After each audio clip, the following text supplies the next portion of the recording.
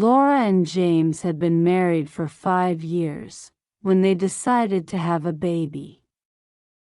They had always wanted children, and they felt like they were finally ready.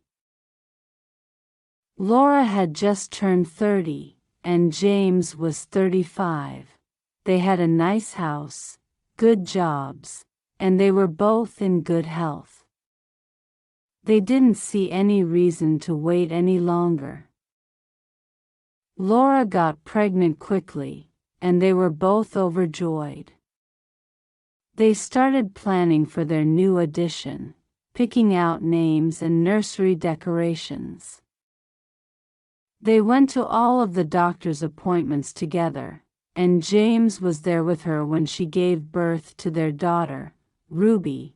The first few months of Ruby's life were tough, as they are for most new parents. They were both sleep-deprived, and they were trying to adjust to their new roles as mom and dad.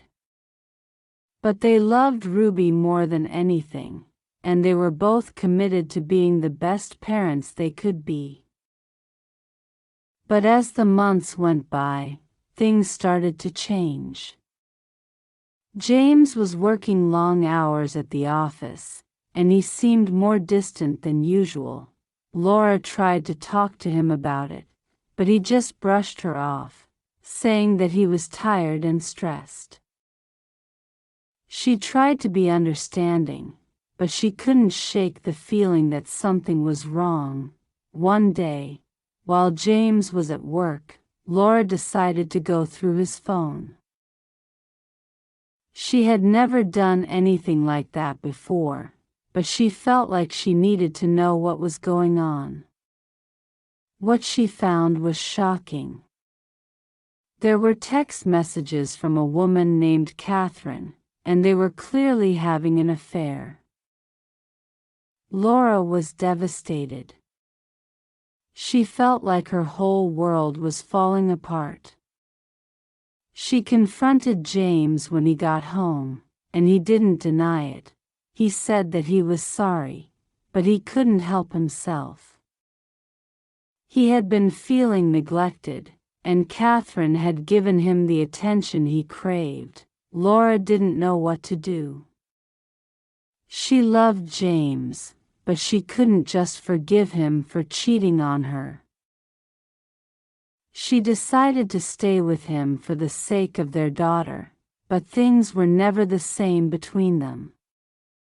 They went through the motions of being a family, but there was always an underlying tension. James had met Catherine at a conference, and they had hit it off right away. She was smart, funny, and attractive, and he was drawn to her immediately. They had exchanged numbers and started texting back and forth, and before he knew it, he was in too deep.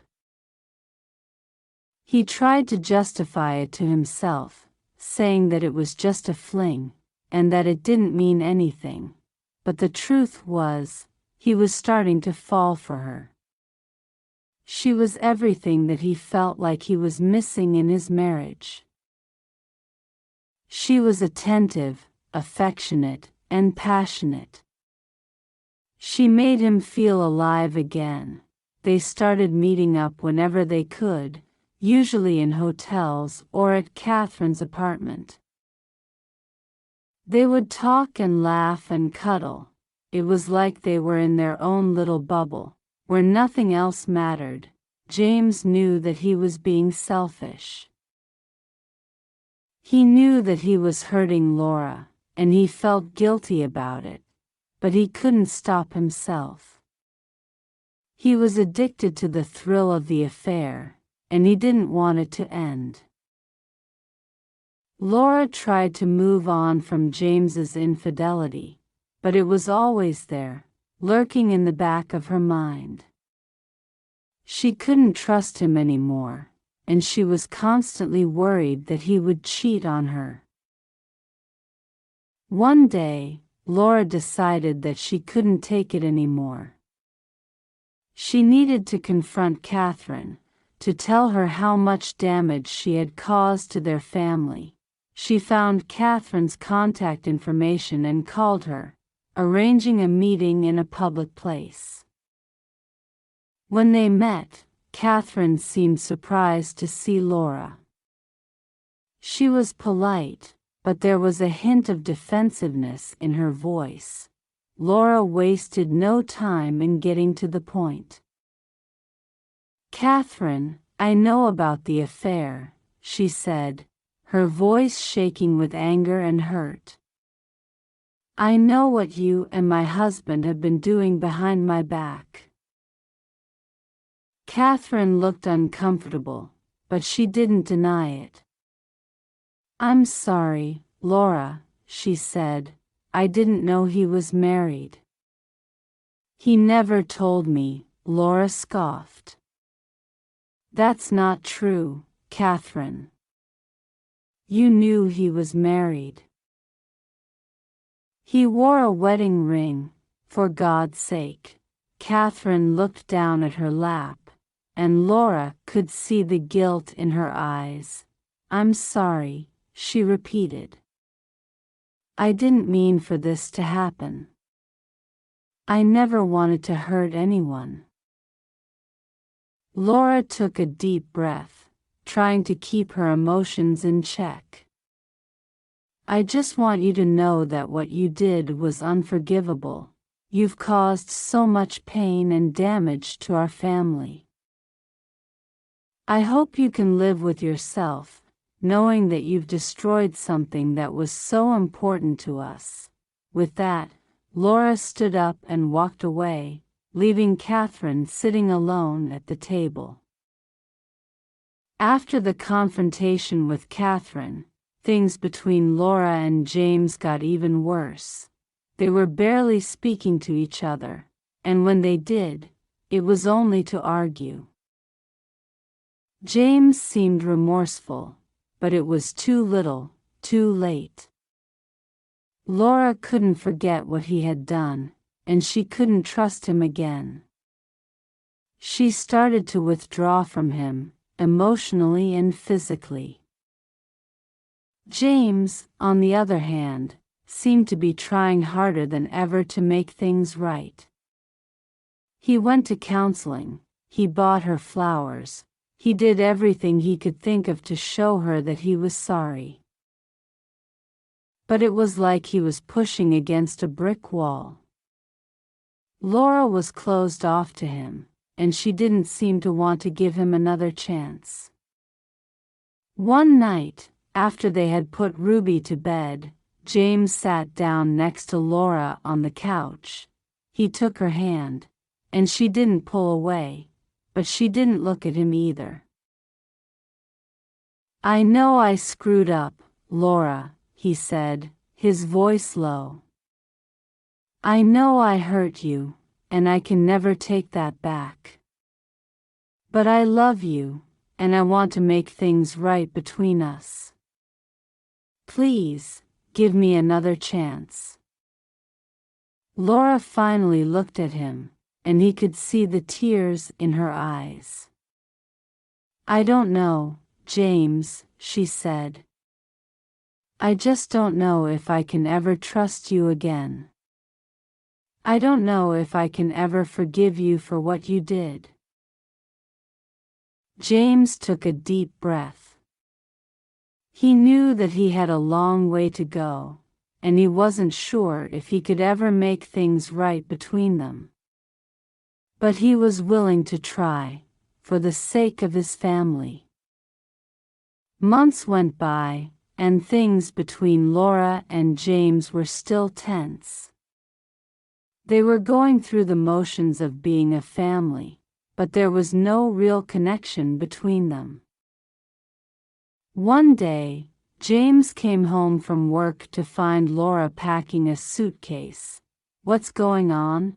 he asked, his heart racing. Laura didn't look at him. "I can't do this anymore, James," she said. "I can't live like this. I need some time away from you, away from all of this." James's heart sank. He knew that things were bad between them, but he never thought that it would come to this. "Laura, please don't go," he pleaded.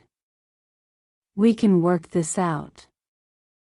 We can go to counseling, we can try to fix things." Laura shook her head. "I need time to think, James," she said. "I need time to figure out if I want to stay in this marriage. I need time to figure out if I can forgive you for what you did." James felt like his world was falling apart. He didn't know what he would do without Laura and Ruby. He didn't know if he could go on without them, but he also knew that he had to respect Laura's wishes. He helped her pack her things, and he watched as she walked out the door. Days turned into weeks, and James didn't hear from Laura. He missed her and Ruby so much, it felt like a physical ache in his chest. He knew that he had to give Laura the space she needed, but it was hard to wait. One night, he was sitting in his living room, staring at the TV but not really watching it. He heard a knock at the door, and his heart leapt. Could it be Laura? He got up and opened the door, and there she was. She looked tired, but there was a hint of a smile on her face. "Can I come in?" she asked. James nodded, and Laura walked into the house. They sat down on the couch, and for a moment, they just sat there in silence. "I missed you," James said, finally breaking the quiet. "I missed you too," Laura replied. "I missed us." James looked at her, not sure what to say. He didn't know if this meant that she wanted to reconcile, or if she was just there to talk. "Laura, what does this mean?" he asked. "Are you here to give us another chance?" Laura took a deep breath. "I don't know, James," she said. "I don't know if I can ever trust you again. I don't know if I can ever forgive you for what you did. But I also don't know if I can live without you and Ruby." James nodded, feeling a glimmer of hope. "I understand," he said. "I know I messed up, but I'm willing to do whatever it takes to make it right." They talked for hours, hashing out their feelings and concerns. It wasn't easy, but it felt like a step in the right direction. Over the next few months, James and Laura worked hard to repair their relationship. They went to counseling, they talked openly and honestly, and they tried to find ways to reconnect. Years went by, and James and Laura's relationship only grew stronger. They had their ups and downs, of course, but they faced them head-on and never gave up on each other. They had learned that love wasn't just about the good times, but also about the hard times, the times when you have to dig deep and fight for what you believe in.